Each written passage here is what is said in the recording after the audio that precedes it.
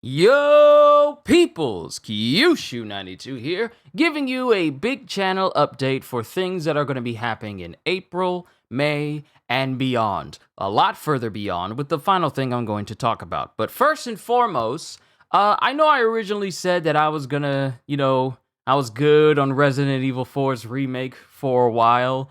I mean, I went through professional mode, New Game Plus, mind you, because I tried going through professional mode several times this morning, and the villagers, they don't believe in getting shot in the face and then not moving afterwards. They think, oh, so you're just shooting at me with sensu beans. Okay, I'm revitalized, and now I'm gonna hold you every chance I get so that Chainsaw Man can just straight up gut me through the chest.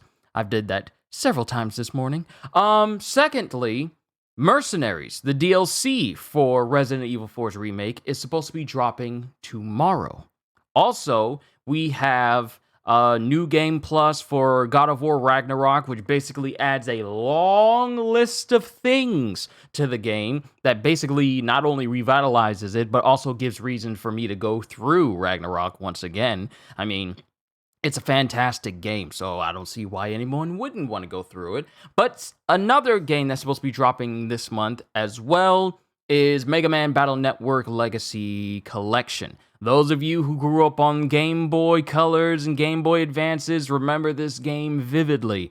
And, having all of the games of Mega Man from way back. I remember playing that game as a kid. Having all those games up, yeah, I'm definitely going to be adding that to my collection. Don't count on me doing a playthrough of it because those games can be long, and there are a ton of games in the Battle Network Legacy Collection.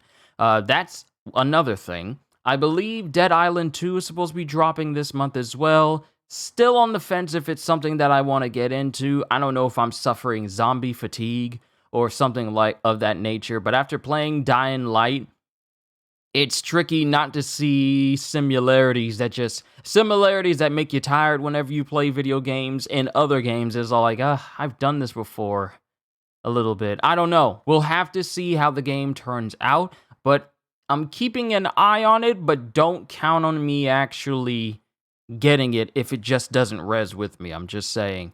Another game that's supposed to be coming out this month, near the end of this month, is Jedi Fallen Survivor. Oh, wait a minute. I said that wrong.